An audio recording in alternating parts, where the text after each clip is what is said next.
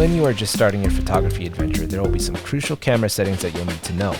Understanding aperture, shutter speed, and ISO settings for proper exposure is going to take you a long way for sure. How's it going, my fledgling photographers? Raf here from BNC Camera, and in today's video we'll be going over the most important triangle in photography, that of course being your exposure triangle. Understanding exposure. Exposure is how light or dark the photo turns out. Ultimately, this relies on your aperture, shutter speed, and ISO settings. First up, let's discuss aperture. The aperture is the size of the hole of your lens where light enters to expose the photograph. Aperture is measured by f-stops, and it shows by numbers such as 1.2, 1.4, 2.8, 5.6, etc., etc. The lower the f-stop, the larger the aperture or bigger the hole. This is going to let in as much light as possible.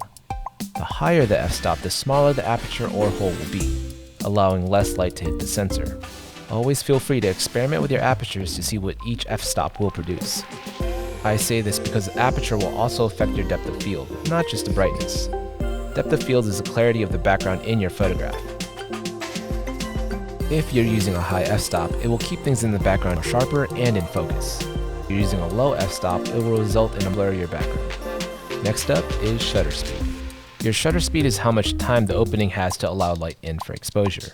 When you hit the button to take a photograph, the shutter will act as a small door and open to bring in light. Shutter speed is gauged by fractions of a second. For example, half a second allows more light into the sensor, giving you a bright photo, and a shutter speed of 1/200th of a second will produce a darker image. Not only will this affect your exposure, but your overall presentation of your photograph. On a slower end, such as 1/20th of a second or 1/5 of a second, moving subjects will have your motion blur effect. Opposite of that, if you would like to freeze subjects still in time, you want to have a faster shutter speed. You'll have your shutter speed dialed up a bit more for sure if you're trying to capture sports or fast-paced subjects. And last but certainly not least, you have ISO. Basically, ISO is the sensitivity the camera sensor has towards the light. High ISO will result in more sensitivity. When you keep bumping up that ISO, you'll end up with grainy photographs that give a washed out appearance. On the upside though, shooting in high ISO will help out immensely if you're shooting in low light conditions. On the opposite end of that coin, if you're shooting in bright, overexposed conditions, you're going to want to dial down the ISO values. Now there are charts all over the internet on optimal settings, but just remember this: the lower the ISO, the more well suited it is for brighter conditions. The higher the ISO, the more suited it is for low light conditions. The answer to creating a captivating photo is finding that balance within your exposure triangle.